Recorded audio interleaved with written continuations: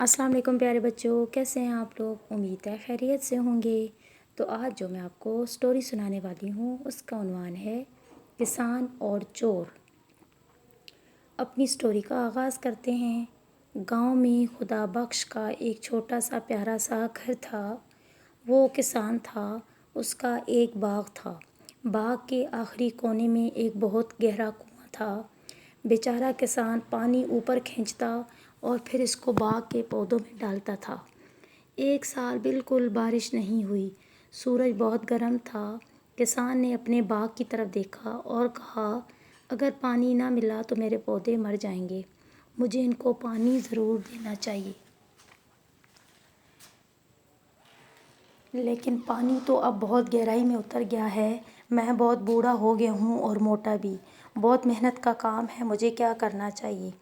یہ سوچتا ہوا وہ سڑک کے کنارے بنی ہوئی چار دیواری تک آ گیا۔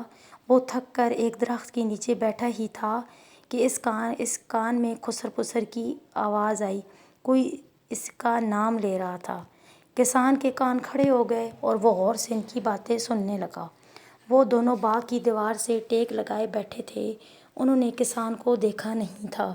ایک آدمی نے کہا، خدا بخش اور اس کی بیوی ٹھیک 9 بجے سونے کے لیے چلے جاتے ہیں، ہمیں کم از کم 2 گھنٹے اور انتظار کرنا چاہیے۔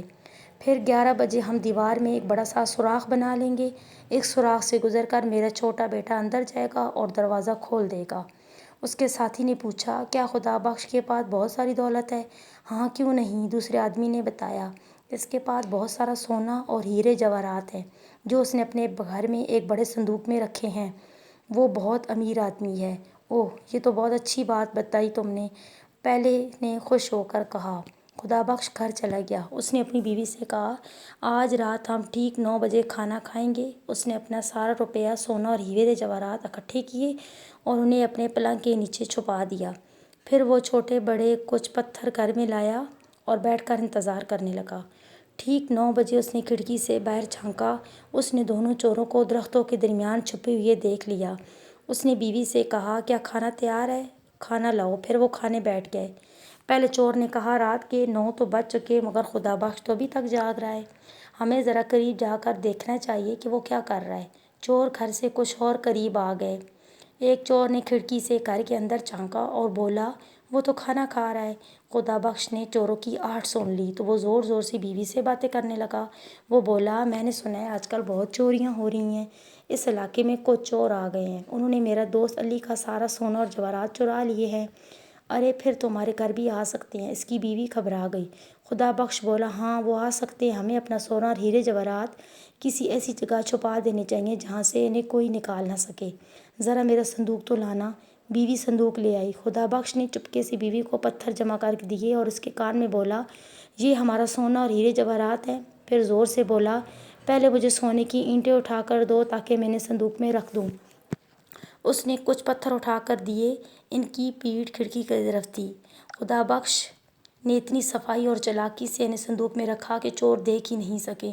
خدا بخش نے کہکہ لگایا اور بولا، میں ان کو ایسی جگہ چھپاؤں گا جہاں کوئی انہیں نہیں نکال سکے گا۔ میرے ہیرے جواہرات کی تھیلی بھی لاؤ۔ وہ اور پتھر لے آئی۔ اب میں یہ صندوق بند کر رہا ہوں، اب ذرا اسے اٹھانے میں میری مدد کرو۔ خدا بخش اور اس کی بیوی نے صندوق اٹھایا اور باہر نکل کر باغ کے کنویں میں ڈال دیا۔ شڑاپ کی آواز آئی اور صندوق کنویں کی تہہ میں بیٹھ گیا۔ پھر وہ گھر کے اندر چلے گئے، لالٹین بجھائی اور انتظار کرنے لگے۔ پہلا چور بولا، انہوں نے اپنا سونا اور ہیرے کنویں میں چھپا دیے ہیں، اب وہ سونے چلے گئے ہیں اور وہ بہت جلد سو جائیں گے۔ تھوڑی دیر بعد خدا بخش نے چپکے سے کھڑکی سے باہر دیکھا تو دیکھا کہ چور کنویں کے پاس کھڑے ہیں۔ پہلا چور بولا، ہمیں کنویں کا پانی نکالنا چاہیے، ویسے بھی قحط کا موسم ہے، زیادہ پانی نہیں ہوگا، جب پانی کم ہو جائے گا تو میں کنویں کے اندر اتروں گا اور صندوق نکال لوں گا۔ انہوں نے کنویں سے پانی نکالنا شروع کر دیا۔ ایک چور پانی اوپر کھینچتا اور دوسرا اسے باغ میں جانے والی نالی میں ڈال دیتا۔ کنواں میں بہت سارا پانی تھا۔ وہ دونوں پوری رات پانی نکالتے رہے یہاں تک کہ صبح ہو گئی، مگر وہ ابھی تک مصروف تھے۔ کسان نے کھڑکی کھولی اور چلایا، بہت بہت شکریہ میرے دوستو، تم نے میرے باغ کو سیراب کر دیا۔ کنواں والا صندوق پتھروں سے بھرا ہوا ہے، پولیس کے سپاہی آ رہے ہیں، وہ سڑک تک پہنچ گئے ہیں۔ اللہ حافظ میرے دوستو، تمہارا ایک بار پھر شکریہ۔ کتنا چالاکی سے کام کروایا چوروں سے۔ دیکھا ترکیب بہت اچھی اس کو کام آئی، کیونکہ اس کے کسان کو پانی چاہیے تھا، تو اس طرح اس کا مسئلہ بھی حل ہو گیا۔